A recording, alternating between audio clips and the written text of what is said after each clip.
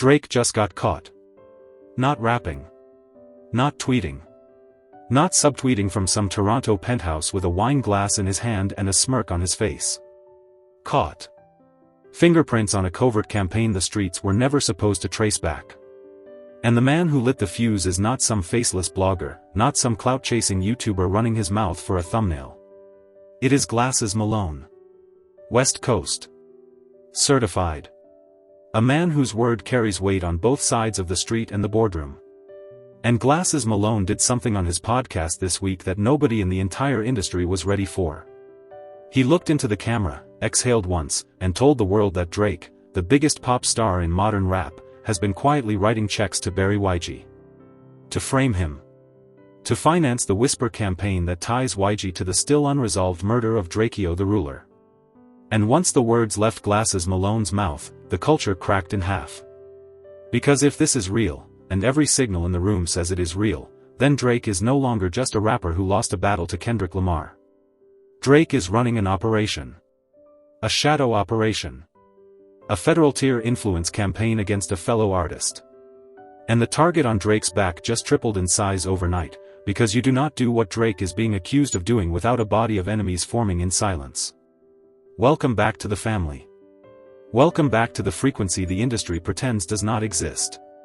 I am your host, and if you are locked in tonight, if you are watching this the moment it drops, understand something before we go one sentence deeper. What we are about to break down is not gossip. This is not TMZ. This is not ragebait dressed up in a thumbnail. This is a forensic walk through one of the most serious accusations any working rapper has ever leveled at Drake in the modern era of hip-hop, and the receipts are not stacked on the side of Drake tonight. Not even close.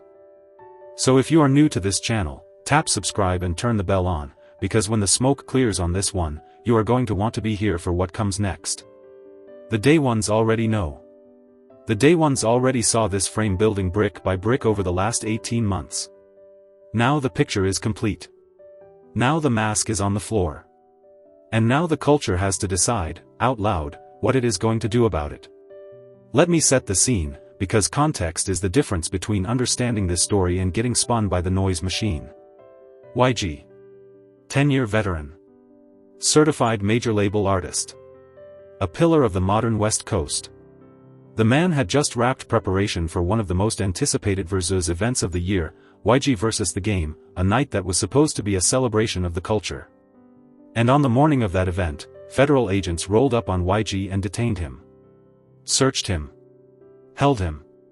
Not arrested. Detained. Searched. Released. And the reason? The reopened investigation into the still unsolved murder of Drakeo the Ruler. That is not a small thing. That is a federal tier move. That is the kind of maneuver that only happens when somebody with resources has been quietly pushing a file across desks for months, whispering the same name into the same ears, over and over again, until the machine finally moves. That is not how organic investigations work. That is how funded investigations work. That is how somebody with generational money tilts the scales of justice without ever stepping into a courtroom. YG showed up for the versus anyway. He performed. He held his composure. He looked calm in the eye of a storm the entire internet was watching. And 2 weeks later, YG dropped an album. And on that album, YG spoke plain. He said he had nothing to do with Drakeo's death. He said he was on stage when it went down. He said stop pinning this on him. He said his conscience is clean, his hands are clean, his history is clean. And then Glasses Malone lit the fuse.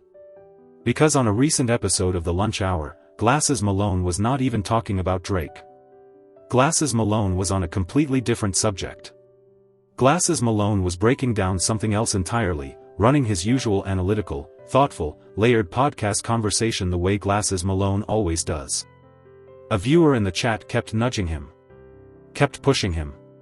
Kept prodding him with the same kind of trolling energy you see from a certain type of Drake fan who lurks in every commentary channel like a heat-seeking missile looking for a target. Kept saying, why is the room not full tonight, Glasses? Why are you not talking about Drake? You know that is what pulls the numbers. And something in Glasses Malone snapped. Not lost his composure, snapped like a professional snaps. Controlled. Deliberate. Weaponized. And what came out of Glasses Malone's mouth in that moment is the reason the entire hip-hop internet has been on fire for 72 hours straight.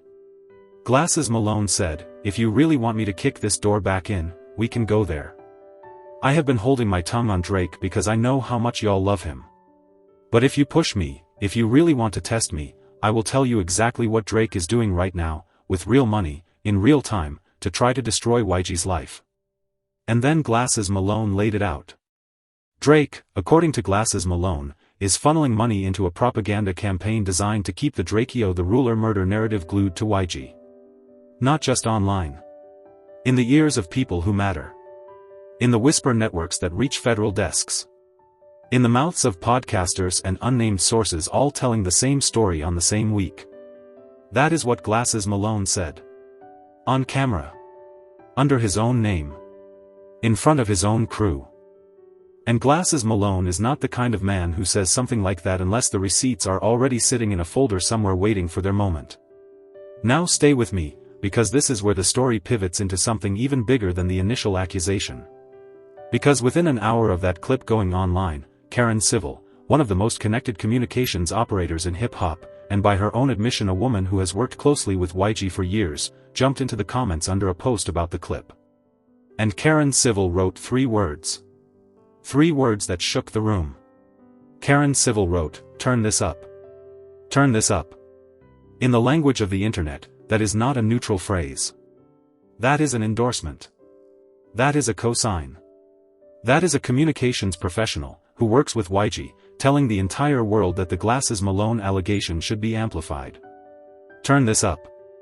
Push the volume. Make it louder. Get more eyes on it. And for about 45 minutes, the entire hip-hop timeline agreed on one thing. Karen Civil had just co-signed the accusation that Drake is smearing YG. Screenshots flew. Reaction videos spun up. Timelines pivoted. And then Karen Civil deleted the comment. Deleted. Wiped. Vanished. Gone. And then Karen Civil came back with a completely different statement. A much longer, more careful, more lawyered statement. Karen Civil said, "No, no, no, that was not a confirmation. Turn this up just means let me listen and form my own opinion."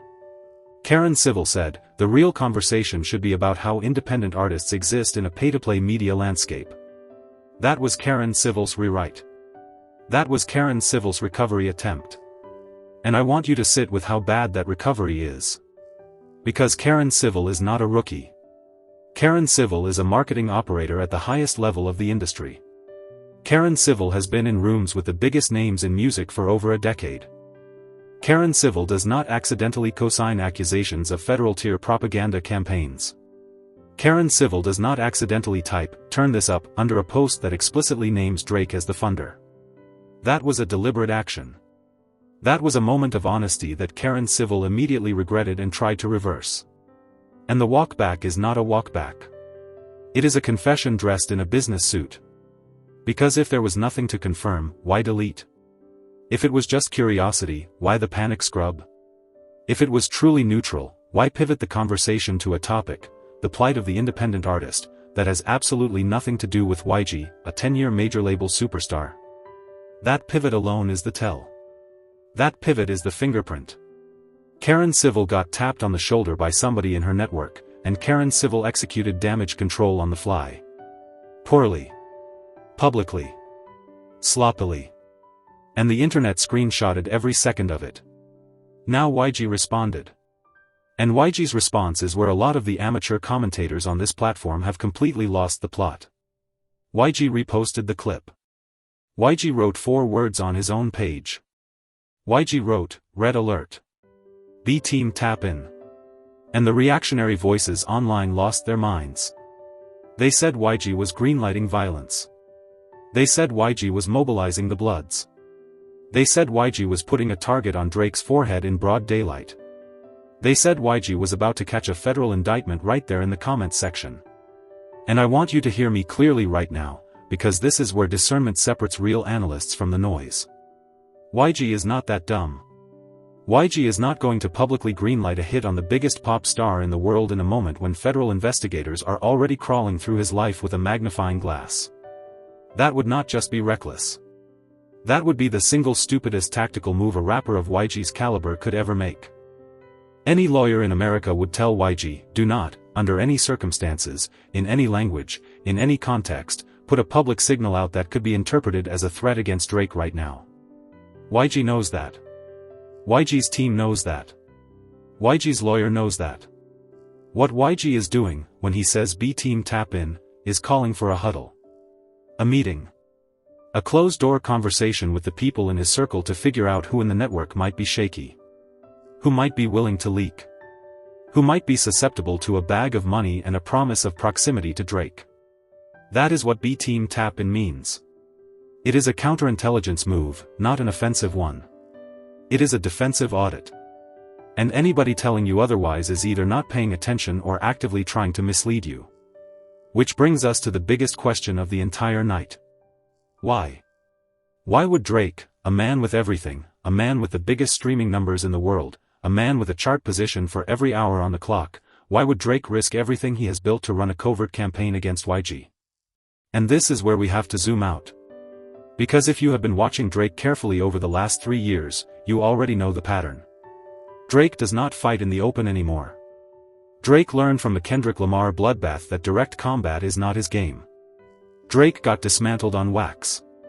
Drake got dismantled in the streets. Drake got dismantled in the culture. Drake got dismantled in the barber shop. Drake got dismantled in every corner of hip-hop where a real conversation happens.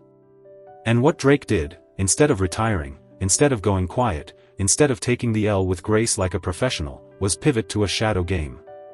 Drake built a network of what I am calling convenient mouthpieces.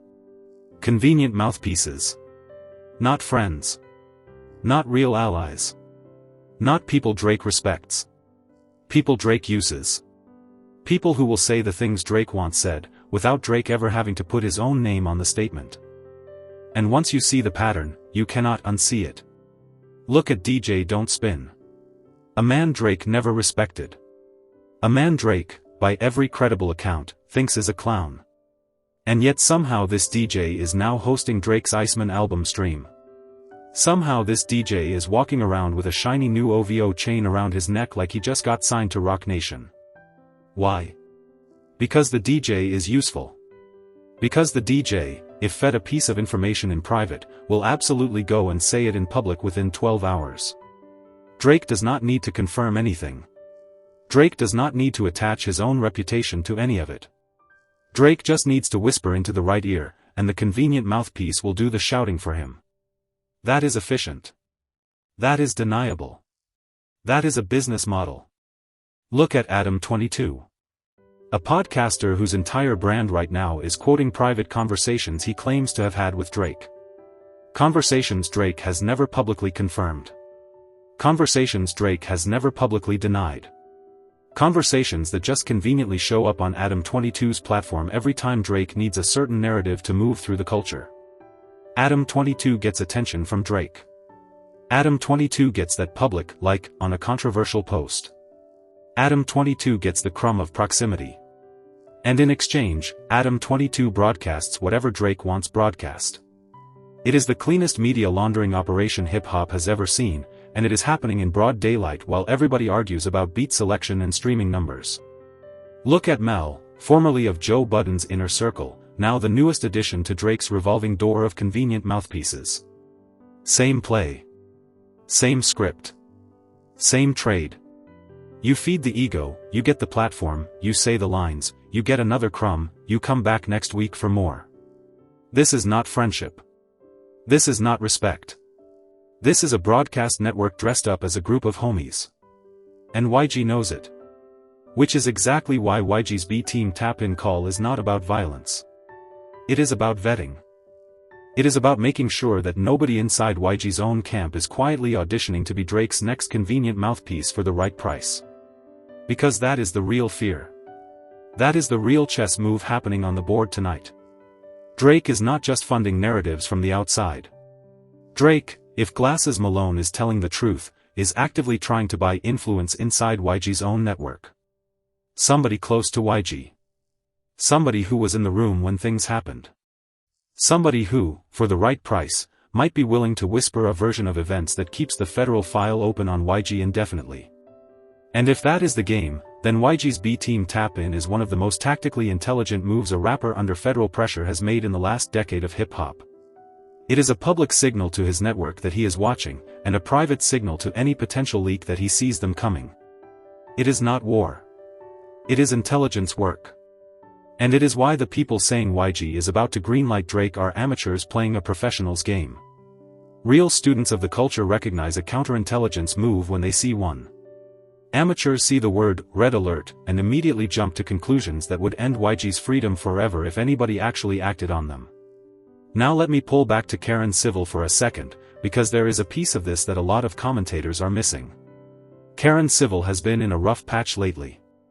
There is another situation involving Max B, another situation where Karen Civil's public statements have not matched what people in the industry say happened behind the scenes. And I was neutral on the Karen Civil Max B situation. I said, I do not know Karen Civil, I do not know the full context, I am not going to jump on any hate train. I gave Karen Civil the benefit of the doubt because that is how I run this platform. I do not pile on. I do not build hate mobs. I try to see the humanity in every person before I pass a judgment. But this week, with this Glasses Malone situation, Karen Civil has burned that neutrality herself.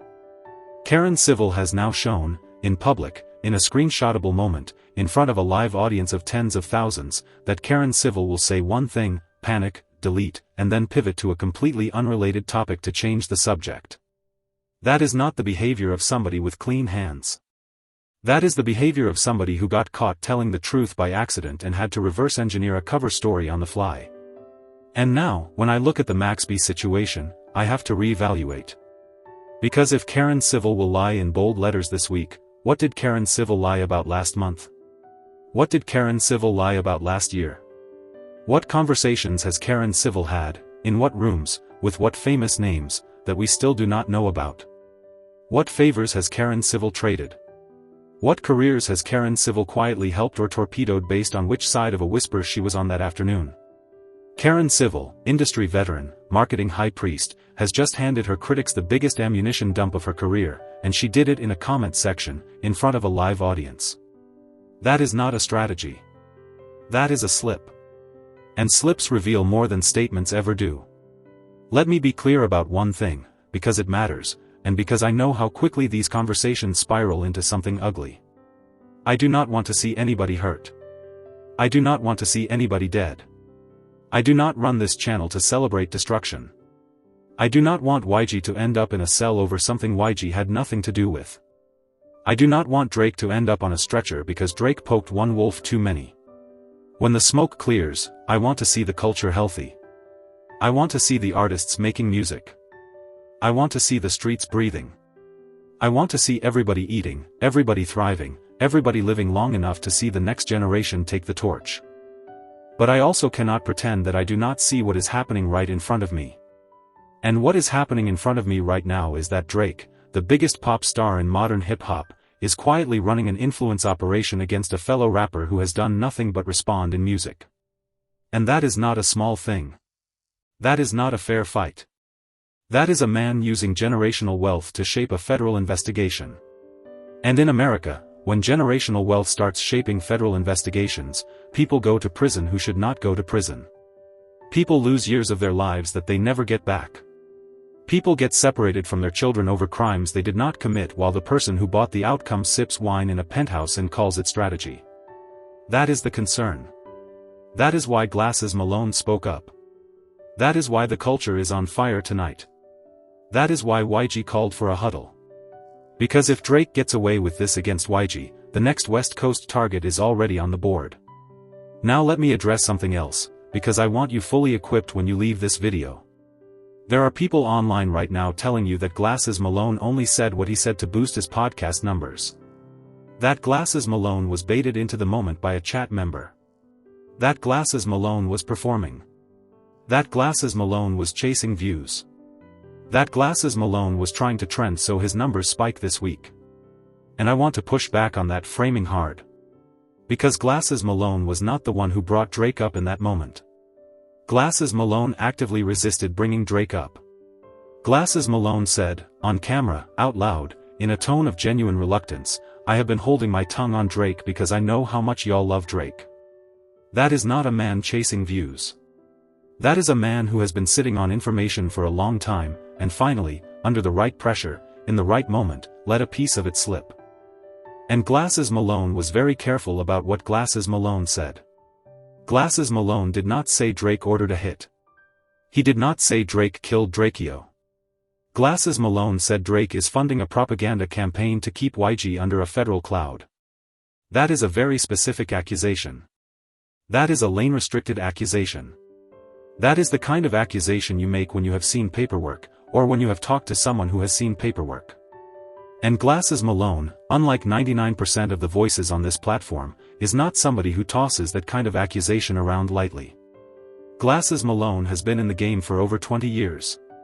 Glasses Malone has been signed to major labels. Glasses Malone has rolled with Snoop Dogg. Glasses Malone has been in every room that matters on the West Coast.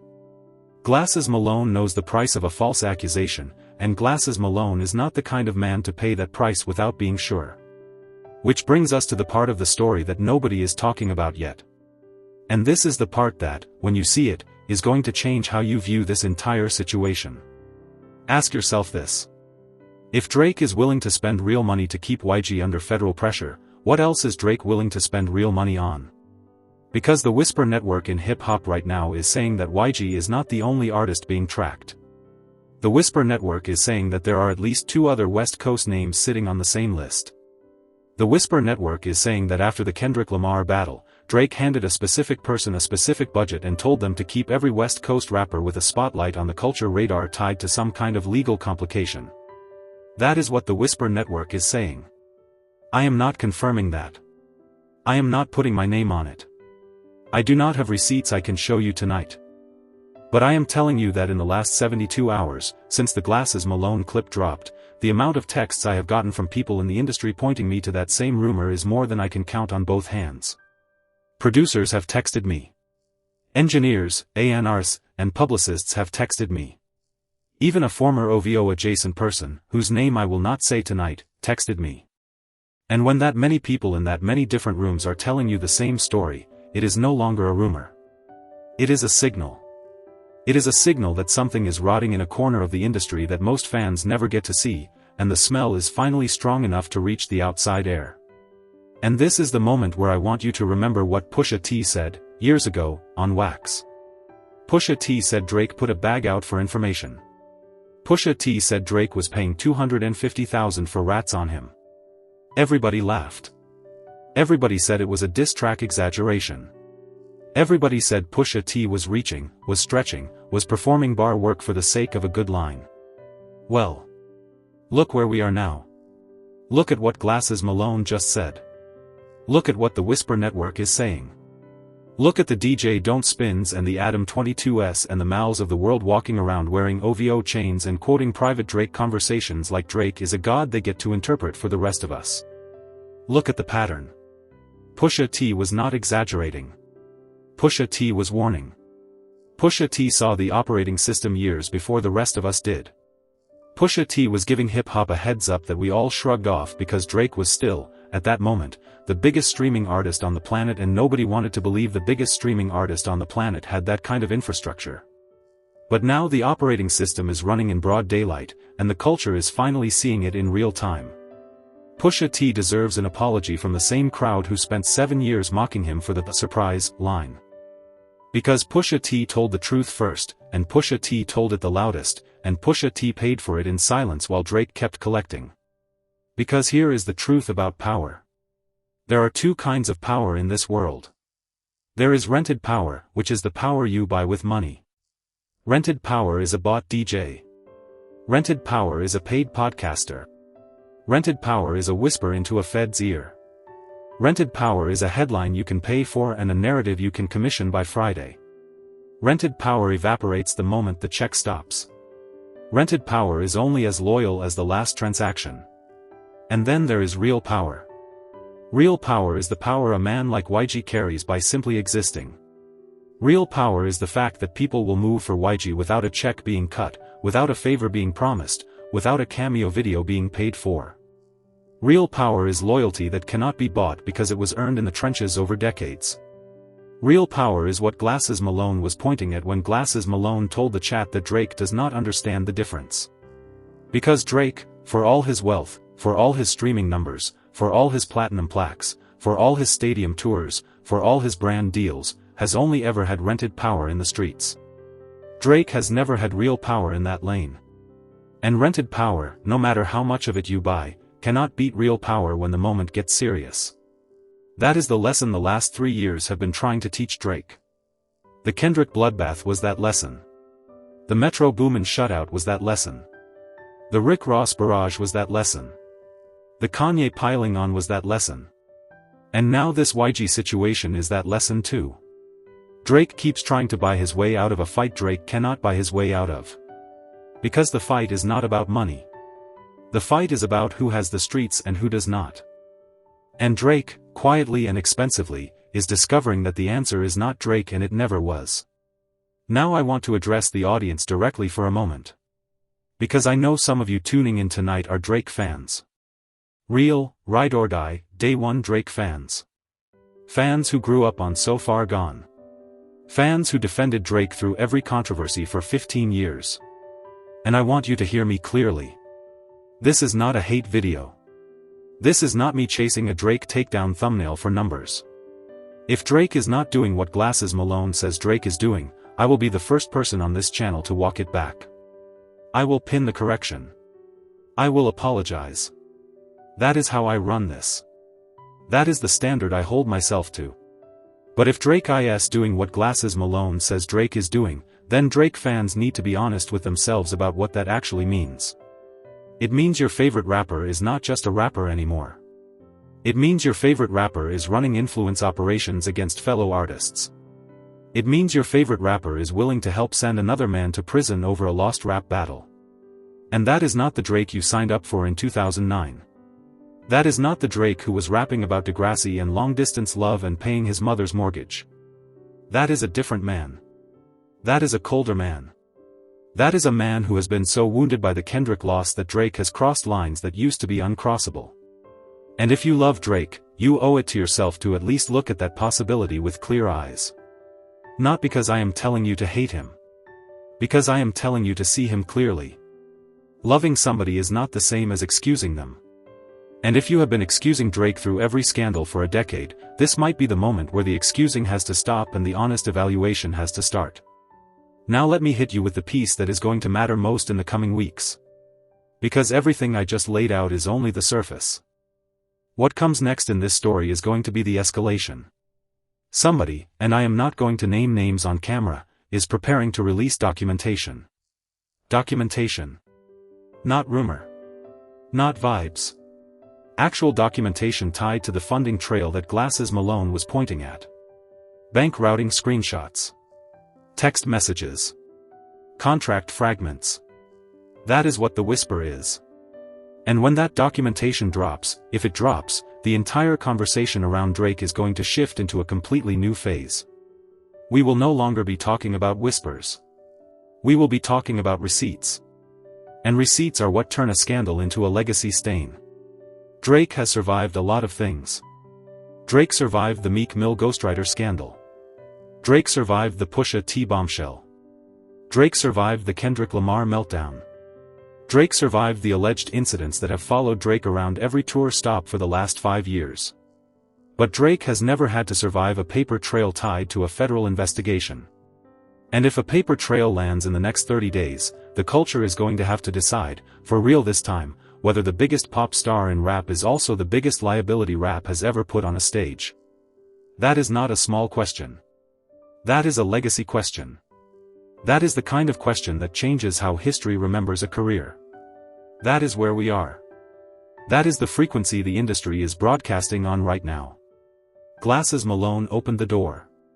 Karen Civil accidentally confirmed it. YG called a huddle. Drake is silent. And the paper trail may be coming. Sit with that. Rewind this video if you have to. Screenshot the timeline. Save this moment. Because when this story breaks open the rest of the way, and it is going to, you are going to want to remember exactly where you heard it first. This channel. This voice. This frequency. And the family that showed up tonight to hear it out with clear eyes and honest ears, without the rage bait, without the amateur takes, without the paid narratives that Drake is apparently signing checks for behind the scenes. Now I also want to speak to something that is quietly happening in the industry that connects all the way back to this Drake situation, because you deserve the full landscape and not just the tip of it. Certain independent journalists in hip-hop have been getting strange emails lately. Cease and desist letters over stories they were about to break. Threats of legal action wrapped in careful language. Sudden monetization strikes on their channels. Coincidences that stop looking like coincidences when you line them up on a whiteboard. And every single one of those journalists, when you ask them privately what story they were about to publish, tells you the same thing. Drake. It was about Drake. It was about a Drake situation that a Drake-adjacent legal team did not want breaking that week. Now, I cannot prove that Drake is personally signing off on those legal letters. I cannot prove that Drake personally knows about them.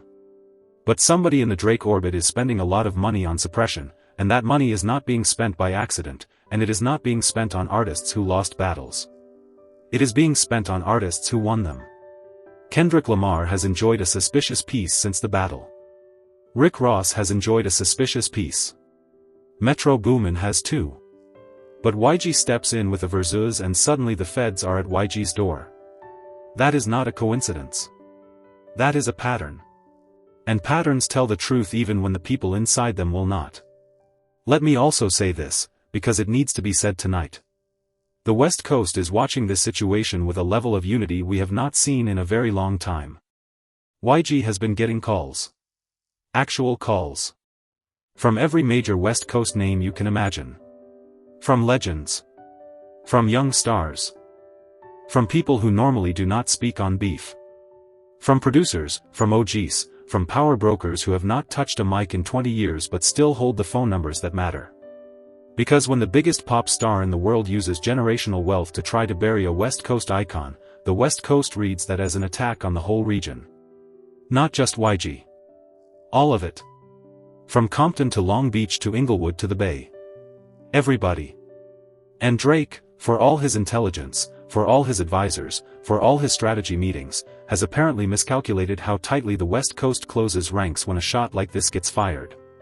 Because the West Coast does not need to fire back with violence. The West Coast can fire back with information. The West Coast can fire back with the names of the middlemen. The West Coast can fire back with the paper trail. And once that starts flowing, Drake cannot pay it back into the bottle. Now before we close out, I want to hear from you. Down in the comments, I want you to answer 3 questions for me tonight, and I want you to answer them honestly. Question 1. Do you believe Glasses Malone, or do you think this is a stretch? Give me your gut. Give me your read. Give me your evidence if you have it. Question 2. Do you believe Karen Civil's walk back, or do you think Karen Civil panicked and got caught in a moment of accidental honesty?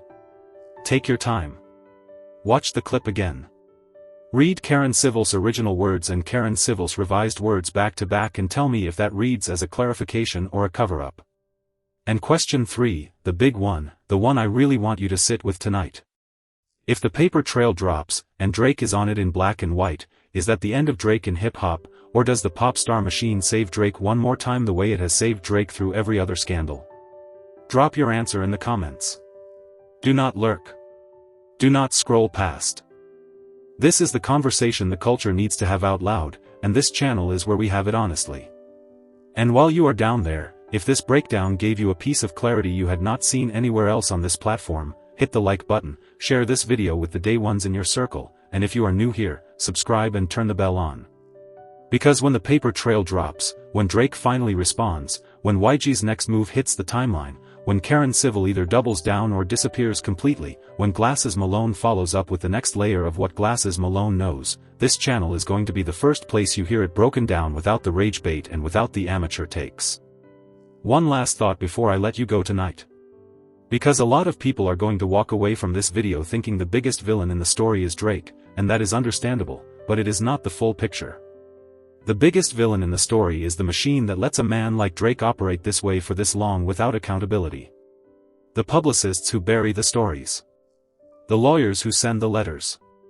The label executives who look the other way because the streams pay their salaries. The journalists who trade access for silence. The DJs and podcasters who accept the chains and the cosigns in exchange for their integrity. Drake is a symptom of a bigger disease. And the disease is that the pop star ecosystem has grown so large, so profitable, and so protected that the men and women who benefit from it are willing to help drown one YG, one Drakeo, one independent journalist at a time, as long as the streaming numbers keep going up. That is the real fight. Drake is just the face of it. And until the culture starts holding the machine accountable and not just the man, another Drake will emerge in 5 years and the cycle will run again. So take that with you when you close this tab tonight. Take it with you into the comment sections. Take it with you into the barbershop and the studio and the group chat. The story is bigger than Drake. The story is about what hip-hop is willing to tolerate, and for how long, and at what cost. And every time you watch a video like this one, every time you engage with a real breakdown instead of a manufactured narrative, every time you refuse to let the machine tell you what to think, you are helping tilt the balance back toward the truth. That is not small. That is the whole game. Stay locked in with the family. Stay 10 toes down out there. Keep your eyes on the frequency, because the volume is only going to get louder from here. Watch YG. Watch Drake. Watch Glasses Malone. Watch the Whisper Network. Watch the paper trail. Something is coming. Something big is coming. And when it lands, this channel will be right here waiting to walk you through every angle of it. Hold it down. Peace.